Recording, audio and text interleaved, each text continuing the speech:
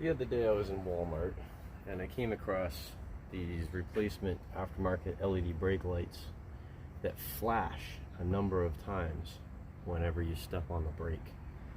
And I thought that would be cool, but they don't make them for the Maverick.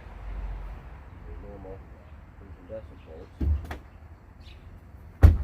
So I went looking and I came up with a nice replacement that it's the top stoplight, but really that's the one that more people probably watch even than taillights, because sometimes they can't tell the taillights from the brake lights. And it is supposed to flash a number of times when you step on the brake. So we're going to replace that and see what it looks like. So this is the part number I found. And this came off of Amazon. It's called LED auxiliary lights. Black chrome, but supposedly when you step on the brake, this third brake light is going to flash a number of times, and the cargo lights are now going to be LED instead of incandescent, so they should be brighter. So here is the stock brake light, here is the aftermarket one, and apparently this fits like the Ranger and the F-150 and maybe some other models as well, because apparently Ford uses the same thing. Now this also has a little toggle switch right here, and they say you do it one way, it's just a normal brake light. Do it the other way, it blinks 5 times, and then it's on steady every time you touch the brake. That's what I want, that's what I'm going for. But those of you that are going for a blacked out look on your vehicle, you know, you're trying to get rid of the chrome and whatever, I think this would be a good thing to buy for you guys anyways, just because it's going to be that much less bright than that one. Well, that stinks. Turns out the plug for this. Okay, so you're gonna have to pull that seal that runs right here along the edge up to your headliner down. You're gonna have to get your hand in. Don't try and pull this plastic down. The standoffs are gonna crack. That's what I discovered. Get one of them that's starting to break back there, so I don't want to go any further, but by kind of just prying with my hand I was able to get this to come down. And then the trick is, give me 1 second here, I've been able to pull down, there's one of the anchors for the roof, and there, if you can see that way up inside there, is the connector for the brake light. Now I've got to get to it and disconnect it, fish the new wire in, reconnect it, and then put all this back together and hope I haven't messed it up too much. So if you can see right over the flashlight there, I've got the new plug pushed through the hole. So now once I get my arm in there, I can just swap one for one. So when you're inserting the plug, this tab right here, this lock tab, needs to be on top. That's the way the old one came out. But because those pins are wicked tiny, the alignment has to be perfect. So I am going to try and do this looking up this way at it, because reaching from the other far side of the cab is not working. So those of you that don't have the split sliding rear window, good luck. You probably have to pull the whole stinking headliner down. But that's the plug we're trying to get into right there in the roof. So looking up through the sliding rear window, I can get it. And this thing is definitely paid for 150 bucks it cost me to get the sliding rear window. Well, I did the trick. Now I've got it plugged in, and you can tell it's working because those LED, whoa, are they bright. Oh my word. I could blind people that are tailgating me that way. Awesome. Those LED cargo lights, let's put this the right way around, are nice and bright. And I just got to test the function of the brake, make sure. Oh, you got to be kidding me. I've got to go around one. Ah. The Ford one, the light goes through that side. This one, the light's got to go through there. So I've got to disconnect it and run it through that hole. Lovely. Okay, so now I've got the wire run through the center hole and then over here through the access hole for the cab, the way it's supposed to be. And Just gotta find out. The timer went off. That's why the dome lights and the bed lights are all off. But that is how this is gonna look. Just compare that to the really bright chrome look like that. Like I said, those of you that are going for a blacked out look, got the black appearance package, any of those things, I think this is what you're looking for. Well, let's test the lights now. Alright, so first,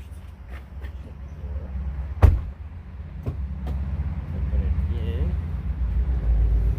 There's our nice bright LED headlights. Now let's see.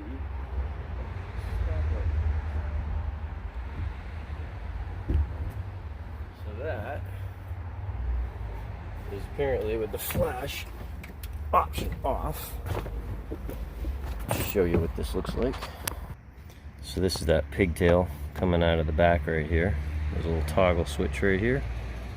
We'll flip it on. We'll see if that makes any difference or if something else from China didn't quite live up to what it was hyped to be. But we'll find out. Alright, testing the brakes again.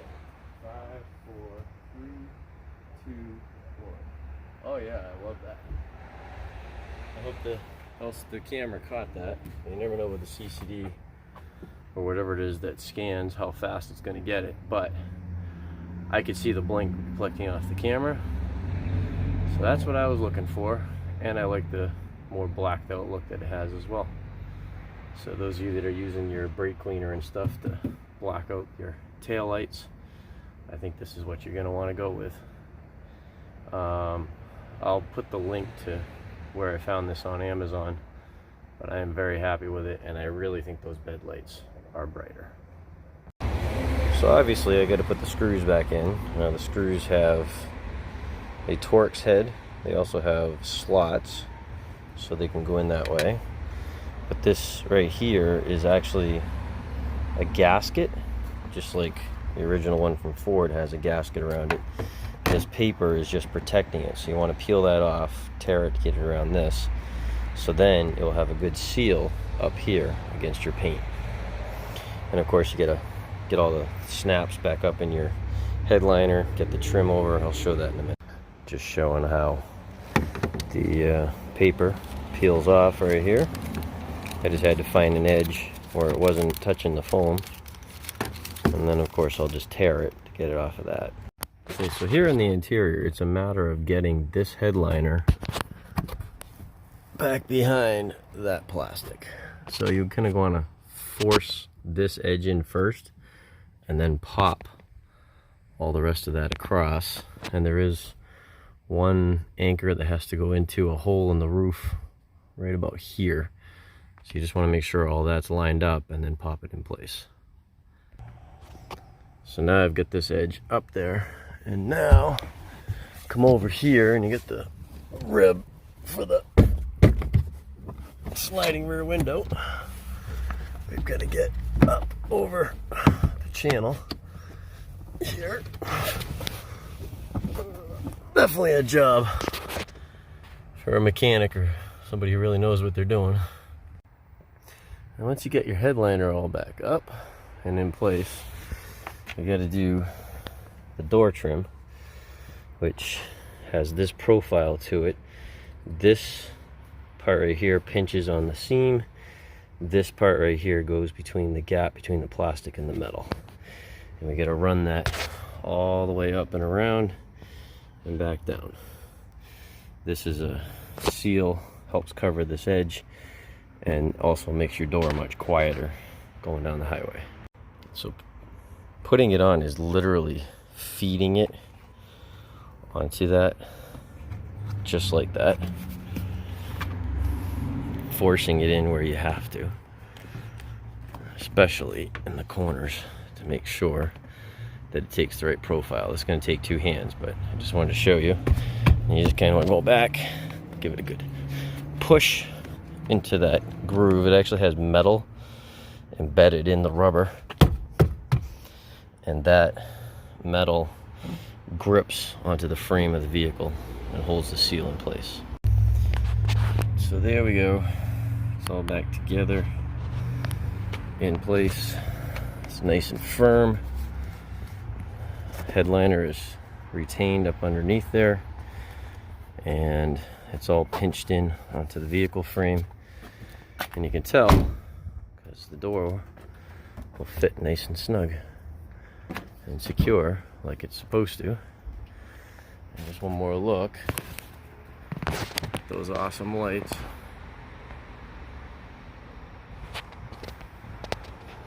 I'll have to get another shot in the daylight. And just one more look at the brake light function. Hopefully the camera will catch it. My eye definitely is. Just that strobe every time. People aren't going to miss that you're stopping.